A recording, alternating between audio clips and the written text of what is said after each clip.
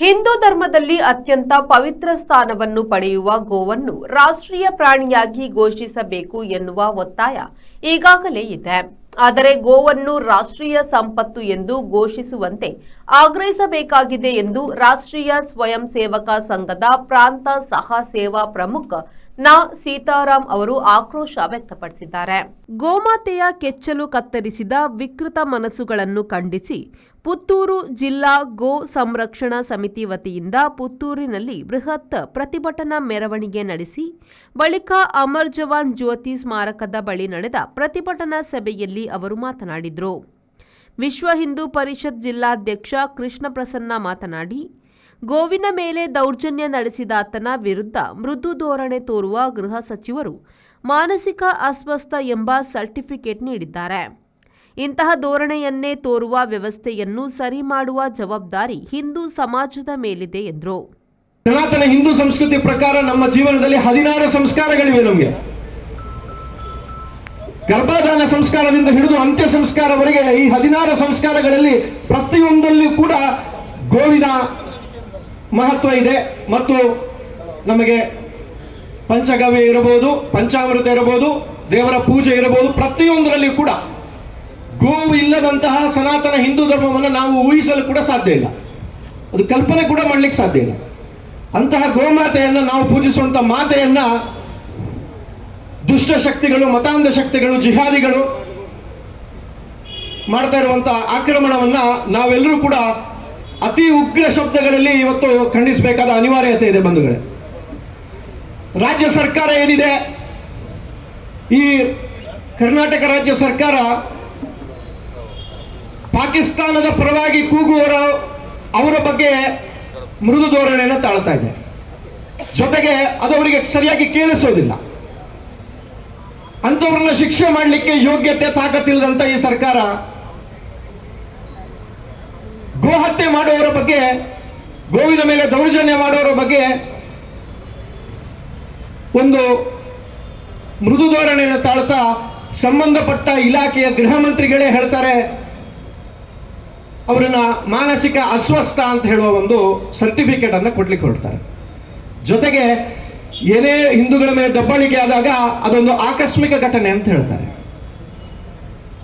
ಈ ಆಕಸ್ಮಿಕಗಳು ಮತ್ತು ಮಾನಸಿಕ ಅಸ್ವಸ್ಥತೆ ಏನಿದೆ ಅದನ್ನು ಸರಿ ಮಾಡುವಂತಹ ಜವಾಬ್ದಾರಿ ನಮ್ಮ ಹಿಂದೂ ಸಮಾಜದ ಮೇಲಿದೆ ಬಂಧುಗಳೀಗ.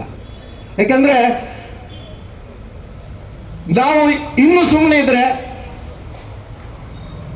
ಮುಂದಕ್ಕೆ ಗೋವಿನ ಸಂತತಿಯನ್ನ ನಾಶ ಮಾಡುವಂತ ಈ ದುರ್ಲರೇನಿದ್ದಾರೆ ಅವರ ಅಟ್ಟಹಾಸ ಇನ್ನೂ ಕೂಡ ಮುಂದುವರಿತಾ ಹೋಗ್ತದೆ. ಹಿಂದೂ ಧರ್ಮಕ್ಕಾಗಿ ಅನೇಕ ವರ್ಷಗಳು ಬಿಡಿ ಶತಮಾನಗಳಿಂದ ಅನೇಕ ಮಹಾಪುರುಷರು ಹೋರಾಡಿ ಜೀವನವನ್ನೇ ಮುಡಿಪಾಗಿಟ್ಟು ಜೀವವನ್ನೇ ಕೊಟ್ಟು ಧರ್ಮವನ್ನ ರಕ್ಷಣೆ ಮಾಡಿದ್ದಾರೆ. ಅತ್ಯಂತ ಹತ್ತಿರದ ಒಬ್ಬ ಬಂಧು ಅಂತ ಇದ್ರೆ ಅದು ಯಾವುದೇ ಮನುಷ್ಯರಲ್ಲ, ಹೆಂಡತಿ ಮಕ್ಕಳು ಅಲ್ಲ, ಅಣ್ಣ ತಮ್ಮಂದರು ಅಲ್ಲ, ಅಕ್ಕ ತಂಗಿಯರು ಅಲ್ಲ. ನೀವು ಯಾವಾಗ ಬೇಕಾದ್ರೆ ನೋಡಿ, ಕೊನೆಗೊಂದು ದಿವಸ ಅವರ ಸ್ವಾರ್ಥದ ಮುಖವಾಡ ಹೊರಗೆ ಬಂದಾಗ ಅವರು ಯಾರು ಏನು ಅಂತ ನಮಗೆ ಸರಿಯಾದ ಪರಿಚಯ ಆಗುತ್ತೆ. ಆದರೆ ಜೀವನದ ಉದ್ದಕ್ಕೂ ಯಾವುದೇ ಕಾಲಘಟ್ಟದಲ್ಲಿ ತನಗಾಗಿ ಯೋಚನೆ ಮಾಡದೆ ತನ್ನ ಸುತ್ತಲಿನ ಸಮಾಜಕ್ಕೆ, ಇನ್ನಿತರ ಜೀವಿಗಳಿಗೆ, ಎಲ್ಲರಿಗೂ ತಾನು ಏನಾದರೂ ಮಾಡಬೇಕು ಅಂತ ಹೇಳುವಂತ ಒಂದು ಮಹತ್ ಕಾರ್ಯವನ್ನು ಮಾಡತಕ್ಕಂಥ ಒಂದು ಜೀವಿ ಅಂತ ಇದ್ರೆ ಅದನ್ನು ನಾವು ಪ್ರಾಣಿ ಅಂತ ಹೇಳ್ತೇವೆ. ಆದರೆ ಅದು ಸಾಕ್ಷಾತ್ ಭಗವಂತನ ಸ್ವರೂಪ ಆಗಿರ್ತಕ್ಕಂಥ ಗೋ ಮಾತ್ರ ಅದು ನಿಜವಾಗಿ ಮನುಷ್ಯನ ಅತ್ಯಂತ ಹತ್ತಿರದ ಬಂಧು. ಆ ಗೋವು ನೋಡಿ, ಯಾವುದಾದ್ರೂ ಸಂದರ್ಭದಲ್ಲಿ ಅದಕ್ಕಾಗಿ ಅದು ಏನಾದರೂ ಒಂದು ಹಾಗೆ ಅಂತ ಹೇಳಿದ್ರೆ, ನೀವು ಸುಲಿದು ತಿಂದ ಬಾಳೆಹಣ್ಣಿನ ಸಿಪ್ಪೆ ಹಾಕ್ತೀರಿ, ಅಥವಾ ಹಲಸಿನಕಾಯಿ ತಿಂದರೆ ಅದರ ಸಿಪ್ಪೆ ಎಸಿತೀರಿ. ಒಟ್ಟು ನಿಮಗೆ ಯಾವುದು ಬೇಡವೋ ಅದನ್ನೆಲ್ಲ ದನಕ್ಕೆ ಹಾಕ್ತೀರಿ. ಅದನ್ನೆಲ್ಲ ಅದು ತಿಂದು ಜೀರ್ಣ ಮಾಡಿಕೊಂಡು ಅದು ಅಮೃತದಂತ ಹಾಲನ್ನು ಕೊಡುತ್ತೆ. ವೈಜ್ಞಾನಿಕವಾಗಿ ಸತ್ಯವಾಗಿ ಕಂಡು ಬಂದಿರತಕ್ಕಂಥ ಯಾವುದು ನಾವು ಮನುಷ್ಯರ ಮಲ ಅಂತ ಹೇಳ್ತೇವೆ, ಆದರೆ ಗೋವಿನ ಗೋಮಯ, ಆ ಸಗಣಿ ಅಥವಾ ಅದರ ಗೋಮೂತ್ರ, ಇದೆಲ್ಲವೂ ಅಮೃತ ಸಮಾನವಾಗಿ ಇಡೀ ಪ್ರಕೃತಿಯ ಕೇವಲ ಮನುಕುಲ ಮಾತ್ರ ಅಲ್ಲ, ಸಸ್ಯಕೋಟಿಯನ್ನು ಎಲ್ಲ ರೀತಿಯಿಂದ ರೋಗ ಬಾಧೆಗಳಿಂದ ಸಂರಕ್ಷಿಸತಕ್ಕಂಥ ಅತ್ಯಂತ ಮಹತ್ವವಾಗಿರ್ತಕ್ಕಂಥ ಒಂದು ಶಕ್ತಿ ಇದ್ರೆ ಅದು ಗೋವಿನಲ್ಲಿ. ಇದು ಯಾವುದು ಗೊತ್ತಿಲ್ಲದೆ ಅಲ್ಲ, ಅದು ಆ ಗೋವಿನ ಅದರ ಮುಖದಿಂದ ಹಿಡಿದು ಬಾಲದವರೆಗೆ ವಿವಿಧ ಅಂಗಾಂಗಗಳಲ್ಲಿ ನಮ್ಮ ವಿವಿಧ ಶಕ್ತಿಗಳನ್ನ ನಾವು ಅದರಲ್ಲಿ ಕಾಣ್ತೇವೆ. ಒಟ್ಟಾರೆಯಾಗಿ ಹೇಳುವುದಾದ್ರೆ, ತಿಳಿದವರು ಹೇಳಿದ ಹಾಗೆ ಗೋವಿನಲ್ಲಿ 33 ಕೋಟಿ ದೇವಾನುದೇವತೆಗಳನ್ನು ನಾವು ಕಾಣಬಹುದು ಅಂತ ಹೇಳ್ತಾರೆ. ವಿಶೇಷವಾಗಿ ಅದರ ಗೋಮಯದಲ್ಲಿ ಲಕ್ಷ್ಮಿಯನ್ನ ನಾವು ಕಾಣಲಿಕ್ಕೆ ಸಾಧ್ಯ. ಅಂದ್ರೆ ಅದಕ್ಕೆ ಅಷ್ಟು ಶಕ್ತಿ ಇದೆ. ಕಳೆದ ಅನೇಕ ವರ್ಷಗಳಿಂದ ಇಲ್ಲಿನ ಗೋಬಂಧುಗಳು, ಗೋಪ್ರೇಮಿಗಳು, ಗೋಪಾಲಕರು ಸರ್ಕಾರವನ್ನು ವಿನಂತಿ ಮಾಡಿಕೊಂಡಿದ್ದಾರೆ, ಗೋವನ್ನ ರಾಷ್ಟ್ರೀಯ ಪ್ರಾಣಿ ಅಂತ ಘೋಷಣೆ ಮಾಡಿ ಅಂತ.